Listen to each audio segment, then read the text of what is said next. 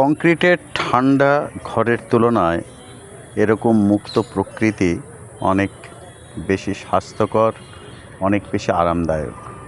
গাছের পাতা উঠছে, বিদ্যুতের খুঁটির নিচে এভাবে বসে পায়ের উপরে পা তুলে লেখার মজা, আনন্দ অনেক বেশি। এদিকে সূর্য খেলছে গাছের পাতার উপর। দুপুর গড়িয়ে বিকেলের দিকে এগোচ্ছে সময়, আর পাখিরা গাছে কিচিরমিচির করছে,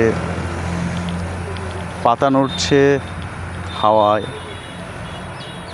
ঝিরঝিরে হাওয়াটা বোঝাতে গেলে এই ছবিটা বোধহয় যথেষ্ট।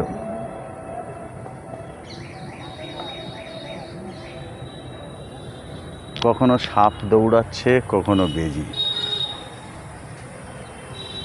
কিছুদিন পর হয়তো এই প্রাণ প্রকৃতি এরকমটা থাকবে না, এখানেও কংক্রিটের জঙ্গল উঠে যাবে।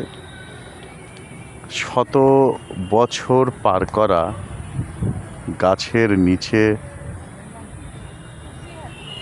হাওয়াটা চুল ওলটপালট করে দিচ্ছে।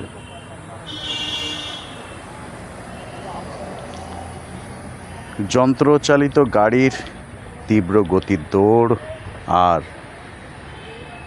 তীব্র শব্দের গাড়ির বাঁশি, হুইসেল, হর্ন যাই বলি না কেন, তার থেকে অনেক বেশি ভালো নয় কি এরকম প্রকৃতি?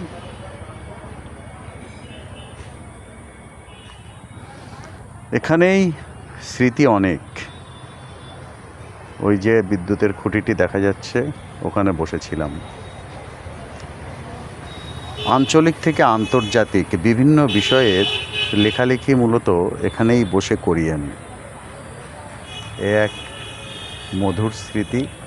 প্রাণ প্রকৃতির মাঝে বসে রচনা করা, সেটা খবর হতে পারে, সেটা বিশ্লেষণ হতে পারে, সেটা কবিতার দুটো লাইন হতে পারে, সেটা যে কোনো বিষয় ভিত্তিক লেখা হতে পারে।